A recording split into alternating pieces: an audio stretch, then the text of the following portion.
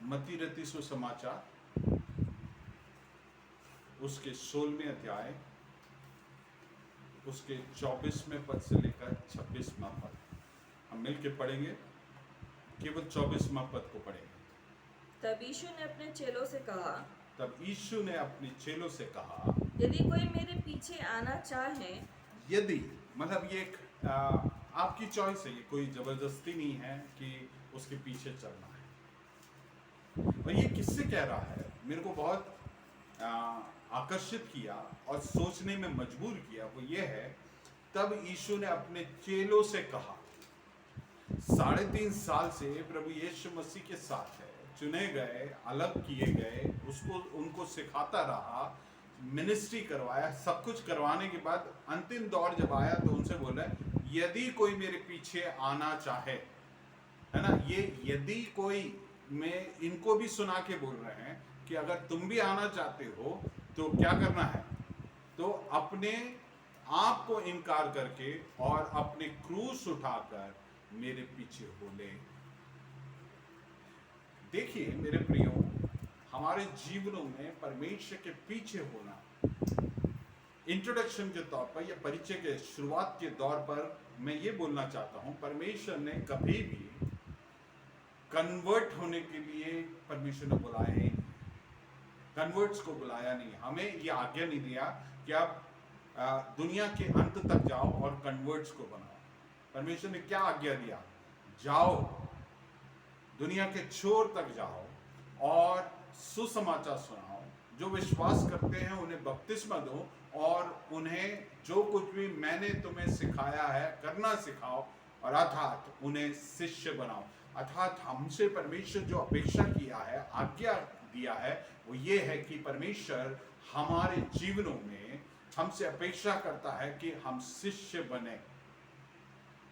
So the call for us and the call to do is both to disciple and be a disciple. हमारे जीवन में परमेश्वर ने जो हमसे अपेक्षित है और जो करने के लिए हमसे अपेक्षित है, दोनों यही है, हम शिष्य बने और शिष्यत्व में लोगों को लेके आए। और जो शिष्यत्व में लोगों को लेके आते हैं, उनके जीवन में एक बात जो परमेश्वर कहता है कि यदि मेरे पीछे आना चाहे, ये शिष्य जो शब्द है उसका अर्थ को हमें समझने की जरूरत है। What does disciple mean? Disciple का बहुत ही सरल अर्थ हम अगर देखें तो वो एक ऐसा व्यक्ति है जो एक सीखने वाला व्यक्ति है, हु इज ए लर्नर। वो एक स्टूडेंट नहीं है। जो स्टूडेंट होता है, जो शिष्य होता है, वो चीजों को सुनता है, जानता है, जानकारी हासिल करता है। लेकिन जो शिष्य है, जो लर्नर है, सीखने वाला है, वो व्यक्ति क्या करता है, जो संबंध है उसका जो स्वामी है उसके साथ जो संबंध है, उससे उद्भव होने वाला जो सीखना है, वो है शिष्यत्व। सो जो शिष्य है या फिर शिष्य जो सीखने वाला व्यक्ति है, वो किसी का अनुकरण करने से, उसके साथ रिश्ते के कारण सीखता है। अर्थात मैंने आपको कभी इस बात को बताया था, एक शिष्य जो है अपने जो गुरु है जिसकी वो अनुकरण करता है, उसको वो पूर्णता मिमिक करता है या उसको पूर्णता उसका अनुकरण करता है। ये मात्र अनुकरण नहीं है, वरन अनुकरण से बढ़कर है कि हम जिसके साथ रिश्ते में है उसके जैसे बनने का प्रयास करते हैं, उसके पद चिन्हों पर चलते हैं, हम अपने स्वामी जैसे बनना चाहते हैं, और परमेश्वर हमसे यही अपेक्षा करता है। और इस अपेक्षित रिश्ते में क्या है, जो मुख्य बात है, यदि कोई मेरे पीछे आना चाहे तो अपने आप को इनकार करना है और अपने क्रूस उठाना है। अर्थात तेरी जरूरतों के लिए, तेरी मांग के लिए, तेरे जीवन में जो अभिलाषाएं हैं उसके लिए तेरे को और मेरे को मरना पड़ेगा, तभी शिष्य बन सकते हैं। मेरे प्रियो, हम सबके जीवन में हम क्रूस उठाने की जरूरत है। हमको प्रभु यीशु मसीह के पीछे चलना है। जिस राह पर हम प्रभु यीशु मसीह को चलते हुए देखा है, उस राह पर चलते हुए उस क्रूस को उठाकर उसके पीछे हो लेना है, तभी ही हम शिष्य बनते हैं। मेरे प्रियो, जो शिष्य बनने का जो रिश्ता है, वो जो रिश्ते में एक मुख्य बात जो इसमें सम्मिलित है वो ये है, जब हम किसी के साथ रिश्ते में हैं, उस रिश्ते के दरमियान एक भरोसा बनता है। जब हम प्रभु यीशु मसीह के शिष्य कहला रहे हैं, उससे सीख रहे हैं, उसका जो आज्ञा है कि हम क्रूस उठा के चलें, तो हम जब क्रूस उठाते हैं, उस क्रूस उठाने के दरमियान हम परमेश्वर पर भरोसा कर रहे हैं। जो क्रूस है हमारे जीवनों में मृत्यु को लेके आता है। हम अपने आप को तजने के लिए परमेश्वर हमें सिखाता है। It is saying no to our desires and following God in every walk of our life. हमारे जीवन में जो हमारी जो अभिलाषाएं हैं, उसको ना कहकर परमेश्वर की इच्छा को हम अपने जीवन में पूरा करें। और जब हम अपने जीवन में क्रूस उठाते हैं, कठिन दौर से गुजरते हैं, क्या हम कुड़कुड़ाते हुए, बड़बड़ाते हुए हम उस परिस्थिति से गुजरते हैं? हम कैसे, हम हमारे जीवन के जो डिफिकल्ट टाइम्स है, हमारे जीवन के कठिन दौर है, how are we passing through? Are we grumbling about the hardship that we are going through? मैं आपको बताऊं, जब हम क्रूस उठाने की बात कर रहे हैं, जब हम कठिन दौर से गुजरते हैं, वो ये भी नहीं है कि आजकल लोग बोलते हैं थिंक पॉजिटिव। ये थिंक पॉजिटिव की बात, ऑल इज वेल, इसकी बात भी नहीं कर रहे हैं। मेरे प्रियो, ये उससे कई अधिक उत्तम बात है। ये जो हम उस कठिन दौर में, जब उस रिश्ते के कारण, परमेश्वर के साथ जो रिश्ता है, उस रिश्ते के कारण हम परमेश्वर पर भरोसा करते हैं। क्यों भरोसा करते हैं? एक हमारा अनुभव है, हमारे रिश्ते के दौरान हमने परमेश्वर को चख के जाना है वो कितना भला है।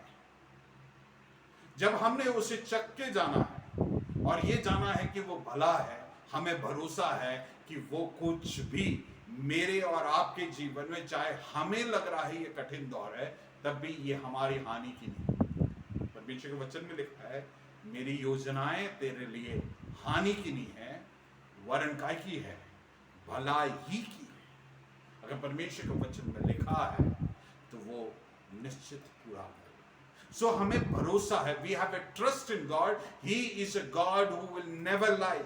वो कभी झूठ बोलने वाला परमेश्वर नहीं, वो फिजूल हमसे वायदा करने वाला परमेश्वर नहीं, क्योंकि हम उस रिश्ते के दरमियान हमने सीखा है परमेश्वर से। सो हमारे जीवन में जो क्रूस हम उठाते हैं, वो क्रूस को जब हम उठाने के बावजूद हम बड़बड़ाते इसलिए नहीं कि हम थिंक पॉजिटिव कर रहे, ऑल इज वेल, हम एक झूठी दिलासा हम अपने आप को दिलाकर नहीं जी रहे हैं, वरन हम जानते हैं we have a God who has a control over all our situations. हमारे हर एक परिस्थिति के ऊपर आखिरी जो निर्णय है, उसके नतीजे को बदलने के लिए सक्षम जो परमेश्वर, वो हमारे साथ। और उसने बोला है, सभी बातें मिलकर भलाई ही को उत्पन्न करेगा। हम उस भरोसे में आश्वस्त होते हैं।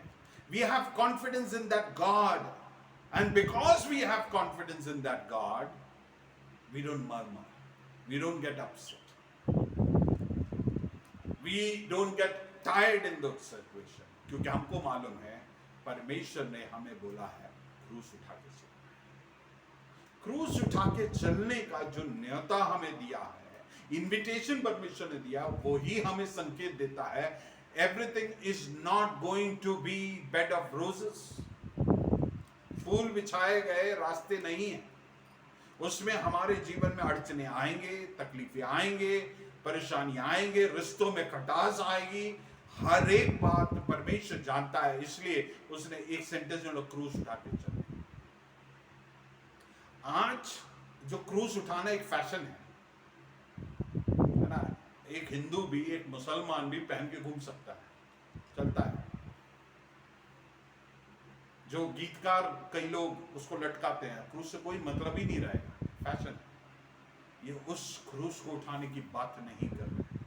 जब प्रभु यीशु मसीह ने बोला, जो लोग उसे सुनते हैं, हर दूसरे तीसरे दिन का एक मंजर था कि रोमियों का एक तौर तरीका था मृत्यु दंड देने का। सबसे दुखद, दर्दनाक मृत्यु का मंजर है, और जिसको क्रूस पे चढ़ाया जाता है उसको ये उसके ऊपर थोपा जाता है कि वो कोर्ट से लेकर अपने क्रूस को लेकर जहां पे उसको क्रूस पे चढ़ाया जाएगा वहां तक वो चल के जाए। हर दूसरे तीसरे दिन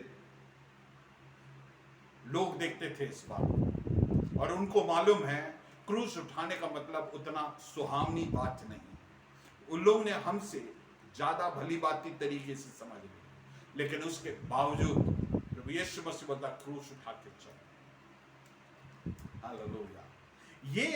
ये जो क्रूस उठाने में जो आनंद के साथ चल सकते हैं, वो तभी आ सकता है जब हम परमेश्वर पर कॉन्फिडेंस रखते हैं, भरोसा रखते हैं, उस रिश्ते के दरमियान हम रखते हैं। मेरे प्रियो, हम जब इजराइलियों को देखते हैं, वे जब मिस्र में से निकल गए, लाल समुद्र को पार कर गए, जब से मूसा वापस मिस्र में उनके छुटकारे के लिए पहुंचा, लाल समुद्र पार करने तक आप अगर गौर करेंगे और पढ़े हैं तो आप जानते हैं भली बातें कि परमेश्वर कितने अद्भुत कामों को किया है। इन इजराइलियों ने अपने आंखों से देखा कैसे परमेश्वर ने अद्भुत कामों को कर कर इन्हें बचा के उनके बीच से निकाला है। परमेश्वर ने जब वे मिस्र में थे कैसे उन्हें और मिस्रियों के बीच में जितने महामारी आए उसमें फर्क दिखाया। ये अद्भुत। आप सोचे कि एक जगह ओले गिर रहे हैं और उसके बाजू में अगर यहूदियों का घर है वहां पे ओला नहीं गिर रहा, अगला घर फिर मिस्री का है तो वहां पे ओले गिर रहे हैं। जरा अनुमान लगाए परमेश्वर ने कितने अद्भुत काम किए। Praise the Lord. पूरा अंधकार, लेकिन इनके यहां पे अंधकार नहीं है। फोड़े फुंसी हो रहे हैं, मवेशी मर रहे हैं, लेकिन इनके यहां पे कोई दिक्कत नहीं। एक ही राज्य में रह रहे हैं, एक ही लोकेलिटी में रह रहे हैं, लेकिन इतना अद्भुत परमेश्वर का उन्होंने देखा।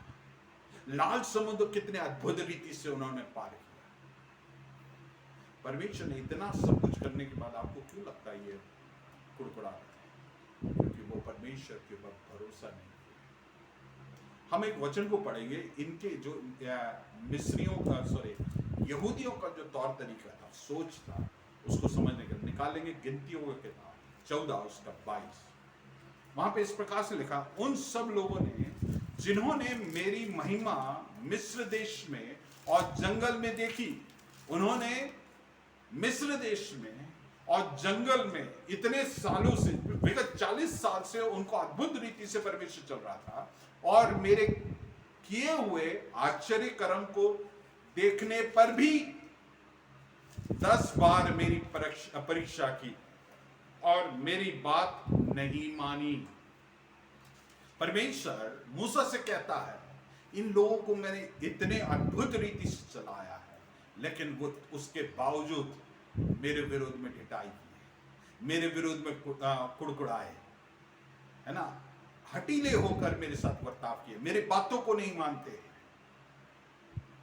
मेरे प्रियो, हमारे जीवनों में कठिन दौर आएगा, लेकिन हमें जानना है उस कठिन दौर में हम अकेले नहीं हैं। हमारा परमेश्वर हमारे साथ साथ चलेगा। हम चाहे किसी भी परिस्थिति में क्यों ना हो, परमेश्वर उस परिस्थिति में हमें अकेले उस मंजर में नहीं छोड़ता। He is right with us. अगर उसके पैरों को नहीं देख पा रहे हैं, उसने शायद हमें अपनी गोदी में उठा लिया। इतने अजीजी से वो हमें चलाता है। मेरे प्रियो, हम जब परमेश्वर को जानते हैं, उसके ऊपर भरोसा करते हैं, उसके ऊपर कॉन्फिडेंस है, हम अपने जीवन के हर एक कठिन दौर को हम बड़े याव के साथ, बड़े हिम्मत के साथ, थिंक पॉजिटिव वाली बात नहीं कर रहा हूं, हम जानते हैं God is in control of my life. So हम एक परफेक्ट रेस्ट में रहेंगे हमारे कठिन दौर में। If you are getting restless, that means somewhere you have lost confidence in God. So क्यों ना हम परमेश्वर को जाने, उस रिश्ते में दोबारा हम प्रवेश करें, उस परमेश्वर को दोबारा और नजदीकी से जाने, ताकि हम उस रिश्ते के दरमियान परमेश्वर से उस घनिष्ठ संबंध के चलते हम परमेश्वर पर भरोसा करने पाए। मैं आपको प्रोत्साहित करना चाहता हूं आज के इस वचन में। आपके जीवन का क्रूज क्या है मैं नहीं जानता। मेरा क्रूज अलग होगा, आपके जीवन का क्रूज अलग होगा, लेकिन उस क्रूज के बावजूद हम कुड़कुड़ाने नहीं, वरन परमेश्वर में एक आराम के साथ, भरोसे के साथ हम जीने पाए, आनंद के साथ जीने पाए, क्योंकि हम जानते हैं परमेश्वर हमारे जीवन में इस क्रूज को अनुमति दिया है। पौलुस के संदर्भ में, पौलुस के भाषा में, परमेश्वर ने ये कांटे को मेरे जीवन में अनुभव दिया है, अनुमति दिया है, तो परमेश्वर उसमें से निकलने का अनुग्रह भी देगा।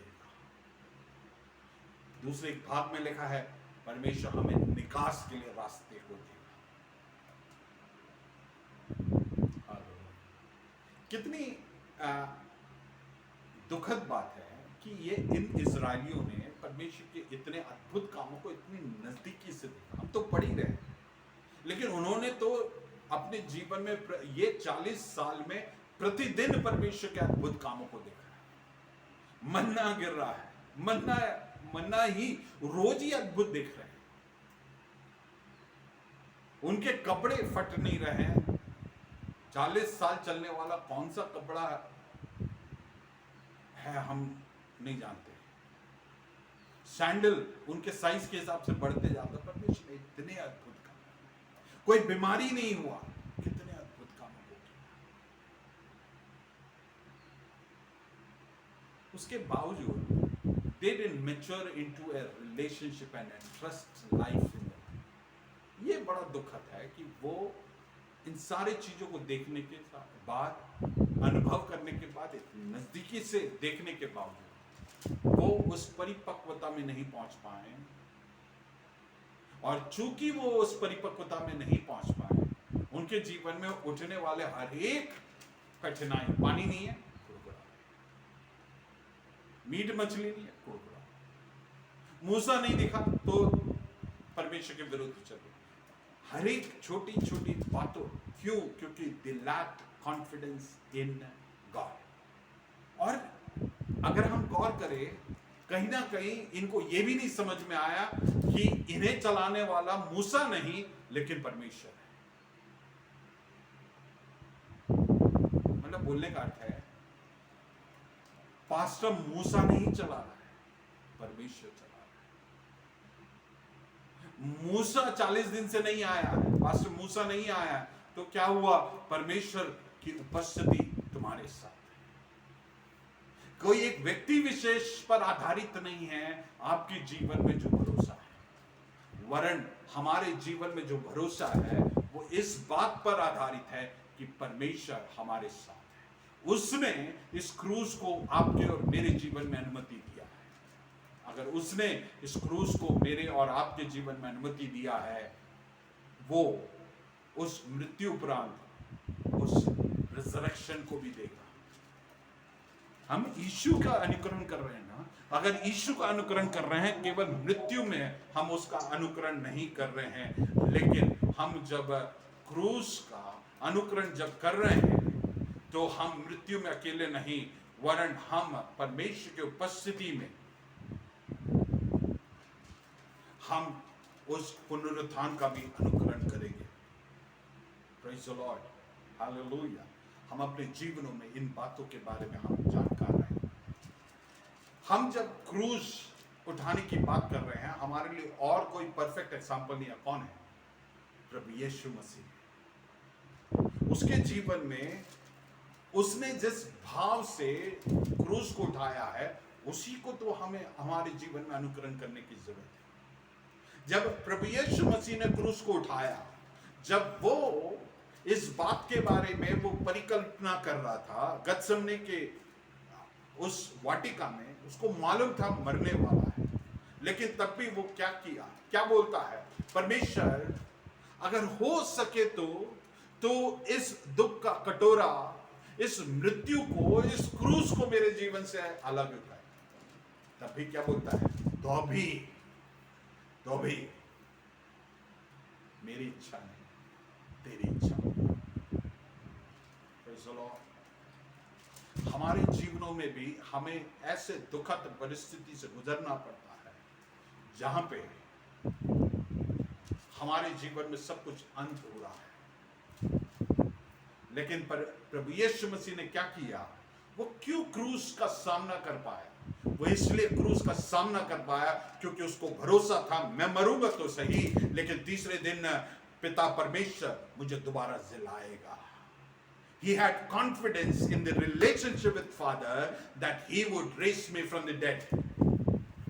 हम सबके जीवन में क्रूस उठाने के चलते हमारे जीवनों में मृत्यु है, हमारे जीवन में पराजय आना पड़ेगा, हमारे जीवनों में कई बार हमें प्रताड़ित होना पड़ सकता है, हमें लज्जित होना पड़ सकता है, लेकिन इसके सबके बावजूद हम जाने there is a day of resurrection ahead of us। अगर आप और हम क्रूस पे चढ़ाए जाएंगे, हमारे लिए वो क्रूस पे चढ़ाए जाना सबसे आशीष की बात है। We are anticipating a powerful thing, that is resurrection in the power of the Holy Spirit। So हमारी परिस्थिति जो क्रूस हम अभी उठा रहे हैं, उसको लेकर हम उस पर अपनी नजर गड़ाने के बजाय हम इस बात पर भरोसा रखें, हम जब अपने आप को इस परिस्थिति में हम समर्पित कर रहे हैं, हमारे सामने एक पुनरुत्थान के सामने। जब प्रभु यीशु मसीह का क्रूसीकरण के बारे में या उसके मृत्यु के बारे में हम चाहे गॉस्पेल्स में पढ़ते हैं या पौलुस ने जो लिखा है उसमें पढ़ते हैं, तो एक बात गौर कर सकते हैं, वहां पे क्या लिखा है? यीशु ने मृत्यु के लिए अपने आप को सौंपा। What does that mean? He voluntarily gave up his life। उससे छीना नहीं गया था, वरन उसने वॉलंटरीली दिया, हंसी खुशी, रजामंदी से, पूर्ण हृदय से उसने क्रूस उठाया, मृत्यु को झेला, और वो इस मृत्यु को इसलिए झेल पाया। पतरस ने तो एक बार ये बोला कि अरे प्रभु यीशु मसीह जैसे ये मृत्यु कोसों थे, उसको डांट भी दिया एक अच्छे मित्र होने। तो प्रभु यीशु मसीह ने तुरंत डांटा, क्योंकि वो जानता है इस क्रूस का मतलब क्या है। आपके और हमारे छुटकारे के लिए उसने जाना। Praise the Lord. वो अकेले नहीं, उसको भरोसा था अपने रिश्ते में, उसको भरोसा था कि पिता परमेश्वर जो वायदों से मुकरता नहीं, वो तीसरे दिन मुझे जी उठाएगा। Praise the Lord. इसलिए हम अपने जीवनों में परमेश्वर पर भरोसा करें, जहां पे हमें मरना पड़ता है, क्रूस उठाना पड़ता है, अपने आप को कम करना पड़ता है, अपने आप को हमें दूसरों के सामने हमारा उल्हाना होने के लिए सौंपना पड़ता है, उसके लिए हम सौंपने के लिए तैयार। Why? Because we know there is a resurrection day after the death। Praise the Lord। क्योंकि हम प्रभु यीशु मसीह का अनुकरण पूर्णता में करते हैं। Hallelujah, hallelujah. इसलिए मेरे प्रियो, हमारे जीवन के हर परिस्थिति में हम प्रतिदिन अपने अपने क्रूस को उठा के चलने के लिए हम तैयार हैं।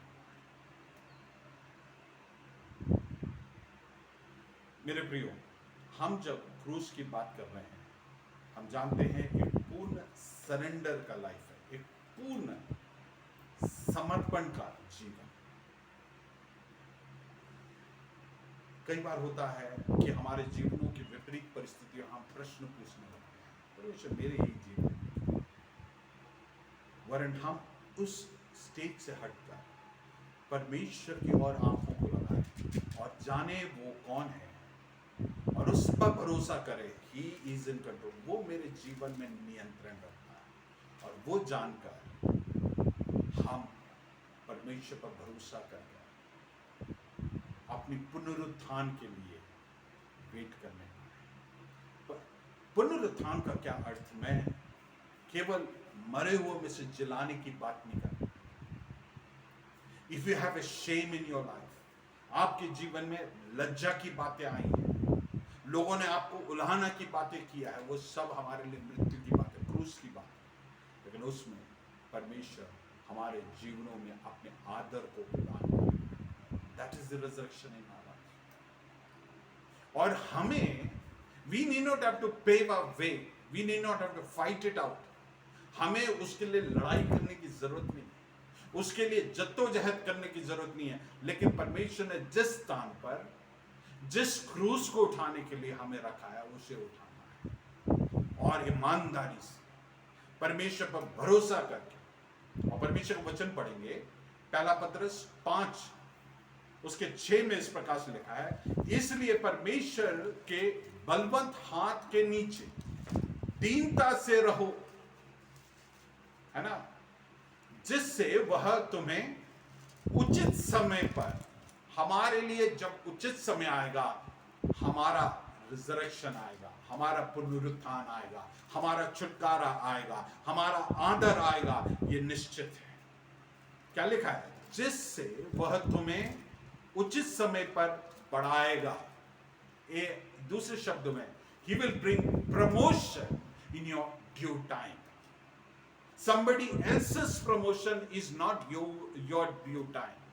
दूसरे किसी का जो उन्नति है, उसके जीवन में जो आशीषें हैं, वो आपका उचित समय नहीं है। आपका जब उचित समय आएगा, परमेश्वर आपके भी जीवन में प्रमोशन को देगा, आपके जीवन में भी रिजरेक्शन देगा। लेकिन हम क्या करते हैं? कई बार हमारा जो सेल्फ प्रमोशन हम करते हैं, ये आप भी करते होंगे, मैं भी करता हूं, मैं कईयों को जानता हूं जो इस बात में बहुत पारंगत हासिल है। लेकिन अगर हम ध्यान करें, if you are fighting to promote yourself, तो फिर तुम्हारा जो प्रमोशन है उसको बरकरार रखने के लिए भी तुम्हें ही लड़ना पड़ेगा या जद्दोजहद करना पड़ेगा। लेकिन जब परमेश्वर अपने उचित समय पर तुम्हें उठाएगा, तब उसे बरकरार रखने का जिम्मेदारी भी परमेश्वर का है। तो मैं पूछना चाहता हूं, कौन सा ज्यादा आशीष में? क्योंकि जब आप और मैं उस बात के लिए जद्दोजहद कर हम अपने जीवन में कुछ पदोन्नति लेके आते हैं, वो हो सकता है परमेश्वर की इच्छा के अनुसार ना हो, परमेश्वर के समय पर ना हो, और वो बरकरार रखने के लिए हमें उसके लिए स्वयं ही जद्दोजहद करना है। जब वो परमेश्वर हमारे जीवनों में आशीषों को लेके आता है, वो जब उन आशीषों को उचित समय पर लेके आता है, वो हमारे लिए बिल्कुल उचित समय भी होगा और उचित आशीष भी और उन्नति भी होगा। वो बढ़ोतरी हमारे लिए उचित है। That is the will of God in our life. प्रभु यीशु मसीह से हम जब सीखे, प्रभु यीशु मसीह बार बार अपने जीवन काल में ये बोला कि मेरा समय आया नहीं, या फिर मेरा समय आया है, ये बार बार वो बोलता। वो इतना सेंसिटिव था, इतना संवेदनशील था परमेश्वर की इच्छा और परमेश्वर के समय के प्रति। अपनी मनमानी से नहीं करता, किसी ने सजेस्ट किया इसलिए नहीं करता, वो इसलिए हर बात को करता था जो परमेश्वर की इच्छा। सबसे क्लासिकल एग्जांपल है यूहन्ना रचित सुसमाचार उसके 2 अध्याय। उसकी माता आके बोले कि यहाँ पे इस शादी में दाखरस खत्म हो गया, कुछ कर। उसने बोला मेरा समय नहीं है। जब उसे हानि पहुंचाने की कोशिश किया, वचन में लिखा उसका समय नहीं आया, उसके लिए कुछ नहीं करता, वो वहां से निकल। लेकिन समय आया तब गतसमने से वो धीरे से भागा नहीं, वो खड़े होके दिया ताकि उसको अरेस्ट करें। सब कुछ समय के अनुसार आपके और मेरे जीवन में परमेश्वर का उचित समय है, और उचित समय पर हमारे जीवन में क्रूस भी है, और उस क्रूस के बाद हमारे जीवन में निश्चित पुनरुत्थान है। और आपके जीवन में अगर क्रूस आप उठा रहे हो तो you can be rest assured that definitely the resurrection is going to follow in your life. आप ये सुनिश्चित रह सकते हैं, भरोसा कर सकते हैं कि आपके जीवन में वो पुनरुत्थान निश्चित है। प्रभु यीशु मसीह ने भरोसा किया कि पिता मुझे ये जो क्रूस सौंप रहा है, इसके बाद मेरे जीवन में एक पुनरुत्थान है। मेरे प्रियो, दूसरा एक और चैलेंज है। हम सबके जीवन में कई बार लोगों से अनबन होती है। कुछ लोग हैं, वो हमारे भाई होंगे, लेकिन किसी कारणवश उनसे हमारा संबंध बिगड़ जाता है। और संबंध बिगड़ता है, उनकी उन्नति कई बार हमें राज नहीं आती। हम परमेश्वर से कई बार पूछते हैं, परमेश्वर उसके जीवन में इतने आशीष है। हमें समझना, एक भेद की बात समझना है, परमेश्वर ने उसके जीवन में उसने जो कीमत अदा किया है, उसने जो क्रूस उठाया है, उसके लिए परमेश्वर उसके जीवन में प्रतिफल दे रहा है। और जो परमेश्वर दे रहा है, जो परमेश्वर उसके जीवन में पुनरुत्थान दे रहा है, उसके लिए हम we should not be jealous about it, not jealous about it। लेकिन हम अपने भाइयों के प्रति प्रेम से बर्ताव करना है। उनके भी उन्नति में हमें आशीषित होना है, उनके उन्नति में भी हमें प्रोत्साहित होना है, आनंदित होने की जरूरत है। Praise the Lord। वो खुश है, हमें आनंदित होना है। और ये जो आनंद है, ये उद्भव तभी होगा जब हम वास्तविकता में हमारे अंदर परमेश्वर का प्रेम कार्य करता है। यूहन्ना रचित सुसमाचार 13 अध्याय उसका 35वें वचन में इस प्रकार से लिखा है, यदि आपस में प्रेम रखोगे तो इससे सभी जानेंगे कि तुम मेरे चेले हो। आप समझ रहे हैं? जब हम आपस में प्रेम रखते हैं, दूसरों की उन्नति से हमें जलन नहीं होता है, उनके उन्नति से हम निरुत्साहित नहीं होते हैं, तब लोग जान पाएंगे कि हम परमेश्वर के प्रेम में वास कर रहे हैं, और उसके कारण परमेश्वर का प्रेम दूसरों को ये बताने पाएंगे कि हम परमेश्वर के लोग हैं, परमेश्वर के चेले हैं। मेरे प्रियो, मैं आपसे पूछना चाहता हूं, ये प्रेम का अभाव तो है। अगर आप में से किसी का उन्नति होता है या मेरे पड़ोसी का उन्नति होता है, इससे मुझे क्यों जलने की जरूरत है?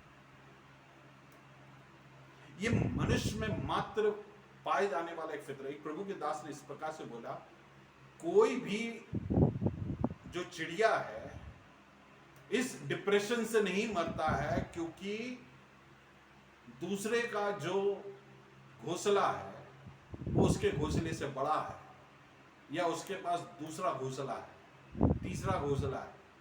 मनुष्य मात्र है जो ये ढा करता है, यह उसके पास एक घर है, 2 घर है तो मेरे पास 3 घर होने चाहिए। क्रूस उठाएं, हम दूसरों से प्रेम करें, परमेश्वर का भाव हमारे अंदर आने का। अगर आप अनुमान लगाए, मैं ये प्रेम की बात को समझाने के लिए आपको बता, क्रिस या अभिषेक मेरा बेटा है और मैं अनपढ़ हूं, आप अनुमान लगाए, स्कूल का चेहरा नहीं देखा, और अगर मेरा बेटा पढ़ाई में आगे बढ़ रहा है, क्या मैं उससे जलन खाऊंगा? क्या अरे वो तो आगे बढ़ रहा है? नहीं, मैं खुश हूं, मैं नहीं पढ़ पाया, कम से कम मेरा बेटा पढ़ रहा है। क्यों? क्योंकि मैं उससे प्रेम रखता हूं, उसके हर एक उन्नति मेरे लिए प्रोत्साहन की बात। मैं 10 लोगों को बुला के बताऊंगा, उसने फलाने कोर्स कर लिया, पीजी किया, उसने ये किया, उसके हर सफलता में क्या करूंगा? उसका मैं जश्न मनाऊंगा। क्यों? क्योंकि मैं उससे प्रेम रखता हूं। मेरे प्रियो, थोड़ा सा पॉइंट से मैं हट गया हूं, लेकिन एक बात इसमें है कि हम दूसरों की उन्नति में, दूसरों की रिजरेक्शन में, प्रमोशन में हम निरुत्साहित ना होने पाए। हम अपने क्रूस उठाने के लिए तैयार। हम क्यों अनकंफर्टेबल होते हैं दूसरों की उन्नति को देखकर? हम सबके जीवन में देखिए, परमेश्वर है जो हर बात पर नियंत्रण रखता है। शाऊल के जीवन को देखिए, दाऊद के जीवन में परमेश्वर ने जो उन्नति को दिया या प्रमोशन को दिया, जो चैन को दिया, उसको लेकर शाऊल क्या हुआ? ढा करने लगा, जलन खाने लगा। लेकिन उसी के जगह एक सही मसीही या शिष्य का जो भाव है वो किसका था? जोनाथन का। उसने उसके ऊपर जो प्रभु यीशु मसीह का जो चैन है, जो चुनाव है, उसे स्वीकार किया। और वचन में लिखा है, अगर आप पहला शमूएल 20 उसका 17 पढ़ते हैं, वहां पे इस प्रकार से लिखा है कि जो जोनाथन जो है दाऊद से अपने प्राण से बढ़कर प्रेम रखता था। प्राण से बढ़कर प्रेम रखता था। किसके बावजूद? उसको मालूम है कि अगर मानसिक तौर पे देखूं, मैं शाऊल के संतान होने के नाते, उसके सबसे उन्हार संतान होने के नाते मेरे को राजा बनना है। लेकिन अब परमेश्वर ने इसे चयन किया, इसे अभिषेक किया है। उस उन्नति को देखकर लाजमी रीति से उसे क्या होना चाहिए? आप बताइए, क्या होना चाहिए? उसे डा खाना चाहिए, जलन करना चाहिए। लेकिन उसके जगह उसने उससे प्रेम किया। और आगे क्या है? एक और वचन हम पढ़ते हैं, पहला शमूएल 23 उसका 17 पढ़ते हैं। वहां पे लिखा, और तू ही इज़राइल का राजा होगा। कौन बोल रहा है? योनाथन दाऊद से बोलता है, तू ही इज़राइल का राजा होगा। और फिर आगे क्या लिखता है? और मैं तेरे नीचे हूंगा। मतलब क्या है? तेरे को परमेश्वर ऊंचा उठा रहा है, मैं उसको स्वीकार कर रहा हूं, और मैं ये भी स्वीकार कर रहा हूं कि मैं तेरे नीचे रहूंगा। Praise the Lord. क्या हम दूसरों की उन्नति को स्वीकार कर सकते हैं, ये जानते हुए कि तेरा और मेरा समय नहीं आया? जलन ना करते हुए उसे प्रेम करें। हालेलुया। क्योंकि परमेश्वर का कार्य है। मेरे प्रिय, मैं क्या बताने की कोशिश कर रहा हूं कि हम अपने जीवनों में क्रूस उठाने के लिए तैयार हैं। परमेश्वर अपने उचित समय पर हमारे जीवनों में पदोन्नति देगा। अगर हमारे जीवन में कठिन दौर चल रहा है और दूसरों को देखकर हमें जलन हो रहा है, हमारे में कुड़कुड़ाहट हो रही है, कहीं ना कहीं हमने परमेश्वर को नहीं समझा है, परमेश्वर के नियंत्रण को नहीं समझा है, परमेश्वर के समय को नहीं समझा है। हम जाने कि परमेश्वर को उचित समय पर God will bring that resurrection into our life, promotion into our life. हम परमेश्वर के उस उन्नति के लिए, परमेश्वर के समय के लिए हम इंतजार करने वाले हैं। हमारी हर परिस्थिति में हम परमेश्वर पर भरोसा रखें।